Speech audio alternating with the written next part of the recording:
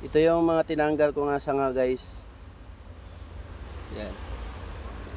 Mga babaeng papaya yun. Yun yung mga namumungang papaya. Ngayon, lilipat natin siya dito. Ito naman yung lalaking papaya. Bulaklak lang ng bulaklak yan. Hindi namumunga yan. Kaya ilipat natin siya dyan. Yung mga sanga na nakuha natin. Yun. Kailangan natin putulan para mailagay natin yung mga sanga.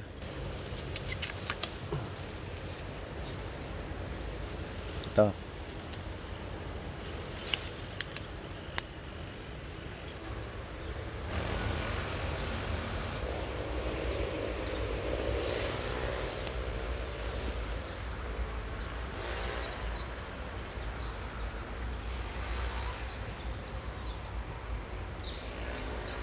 Yan na po guys, yung finished product natin.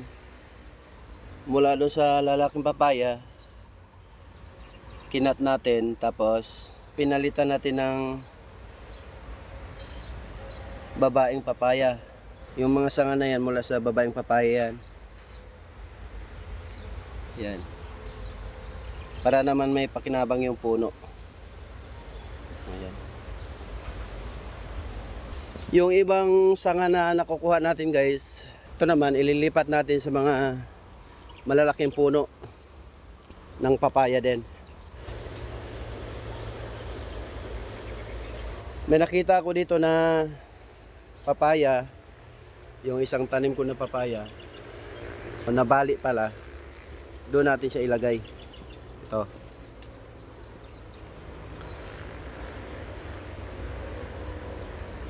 Sobrang dami kasi ng bunga, nabali na siya. Kaya ang magandang gagawin para makasurvive naman yung puno niya o may pakinabang kasi nabali na. Dito natin ilagay ito. Ganyan. Para may suksok siya natin na tama. Dito.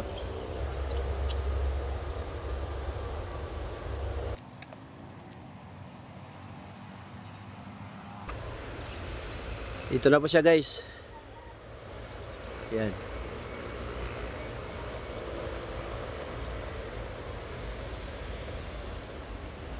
Ay yung mga ibang sanga guys, dito natin ilagay naman sa ibang puno ng papaya. Magbibiyak lang tayo dito para may suksok natin to siya sa gilid at may tali.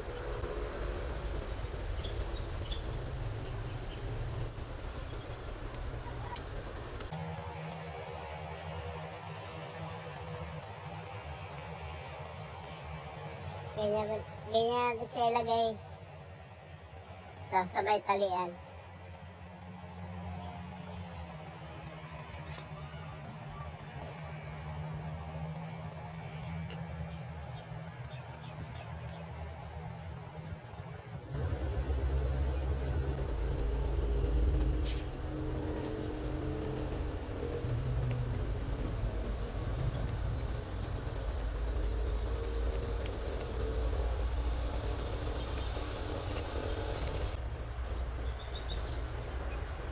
Meron kayong pambalot dito, plastic.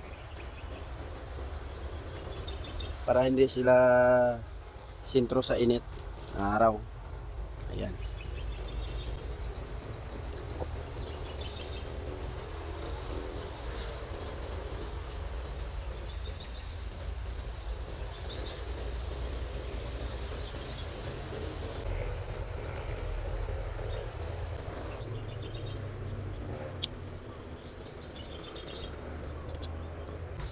Ito yung ginawa natin guys.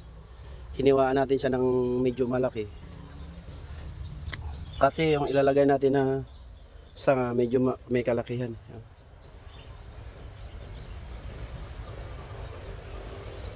Bago natin siya ilagay, mas maganda na ano, balutin natin ng plastic para iwas mga insekto. Kasi yung ililipat natin may mga bunga na. Maganda kung gagawa ka nito, may plastic ay pambalot. Ito lagyan natin dito.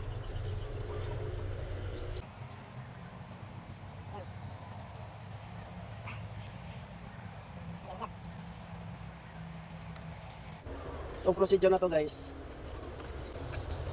iba to sa markot. Kasi ang markot, gagamit ka ng lupa. Tapos paramihin mo yung ugat. Saka na ililipat. Ito namang procedure na to, ang ginawa natin, mismong sanga ng papaya, tapos ililipat natin sa ibang puno. Tapos mag-aantay lang tayo ng mga ilang buwan, mapit na yung sanga na nilipat natin dito. Pwede nang tanggalin yung balot na ginawa natin. Purpose ito kaya natin tinatalian para kapit na kapit yung sanga na nilipat natin doon sa puno na paglipatan natin, para dumikit lalo. Yan. Tapos na yung procedure natin. Ito.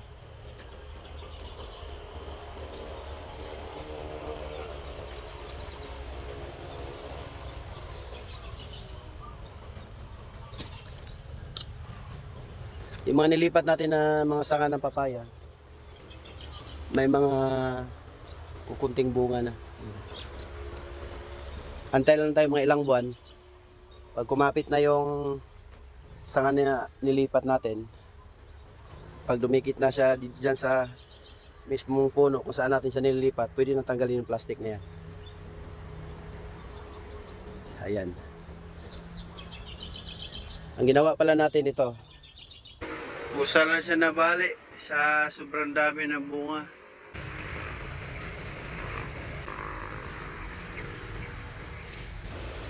ito na po siya guys.